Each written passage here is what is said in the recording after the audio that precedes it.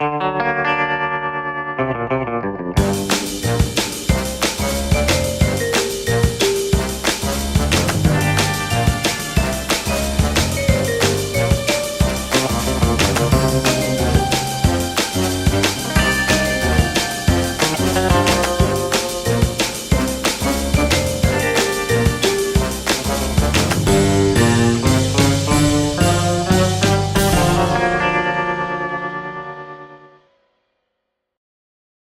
episode of Dr. Glass is brought to you by Johnson Carnival.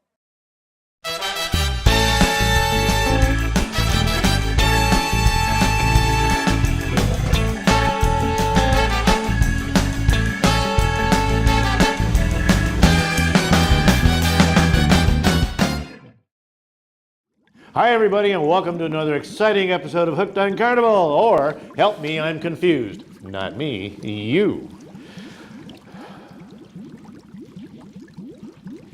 Tasha, what's this? What's this? What? I stole his fishbowl? Are you kidding? Fish fry tonight. Get him next time.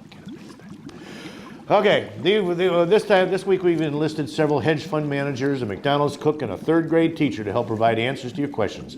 So let's get started.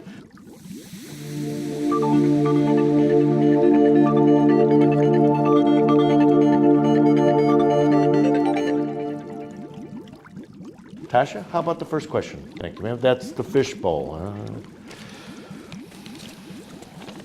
Took his fishbowl. Stupid fish. Question number one. I got this dish and it has two handles. What is it?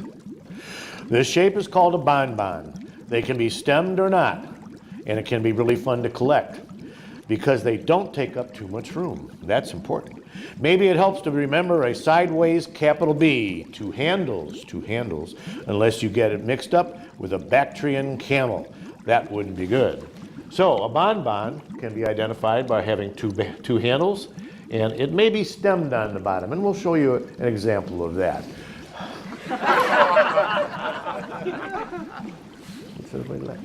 What's everybody laughing at? Okay, here's the example. Here's the first example, okay? Notice this is called a bonbon because it has two handles, okay? Kind of like a bee has two bumps. This also has edges we've talked about, sawtooth edges we talked before, and it's in a square pattern. If you notice, it looks like a square if I hold it up to the camera in this direction here, okay? Make sure you see my face too, so, okay. That would be considered a bonbon, okay? Here's another bonbon, a little bit different. Again, it's got the two handles on both sides, and if you look around, this is perfectly round as you go around it. It's not square like the other one. Interesting thing about this bonbon, it has 4 partitions that you can put different things in when you're using it, should you decide to use it for something other than display. Third example, another bonbon. Notice it's got two handles. It's kind of pressed in on the side here. And it's very, very pretty color, very good iridescence, and it would be a good example of another bonbon. So we have 3 bonbons there. I think we have one more, don't we, Tasha? Right. This was the one that might be, where it says it may be stemmed. This would be considered a stem on the bonbon. Again, it's got 2 handles. In the case of this one, it's also got the square pattern.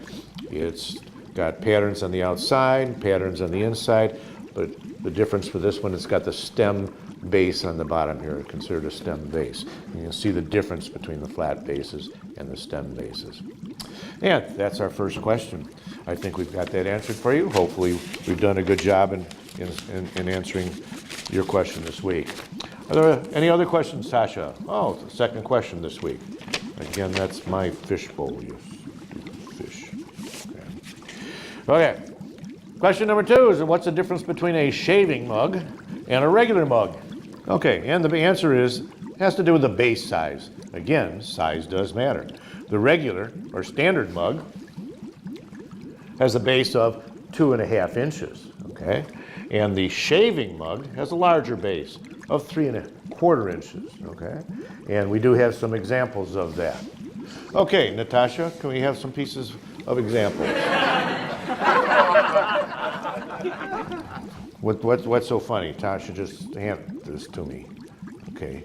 I don't see any. No, you don't see anything. Oh well. Okay. We'll just go on with our example here. This would be a standard mug. Okay.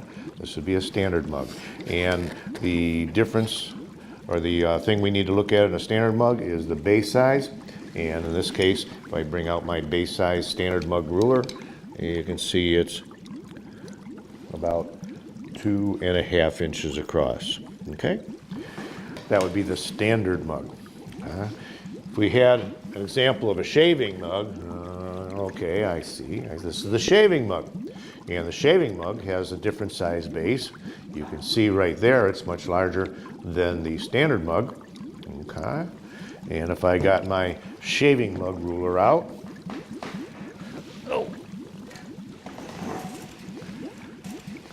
measure the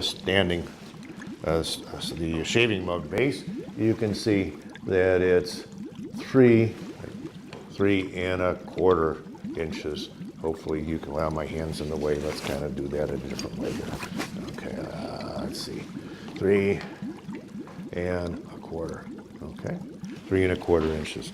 And again, you can see the difference in them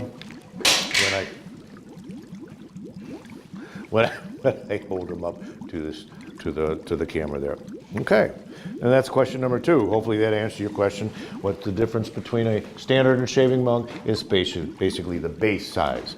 Standard is 2.5, shaving is 3.25. Okay, Tasha, do we have a third question? Dr. Glass needs a little, pick them up. Oh, how sweet it is. Thank you. Let's see, question number 3. Question number 3. It says, what is the difference between a carafe and a decanter? Okay, the answer to that is... Okay, what's everybody laughing at again? What's so funny? Is it behind me? Oh, my God. Oh, this Saving Willie stuff is getting ridiculous. Really. I'm going to get you. Fish fry next week. Fish fry next week. Okay, the answer to question 3. Okay, a carafe is a water bottle. It has a neck with a nice flared top that is easy to pour from.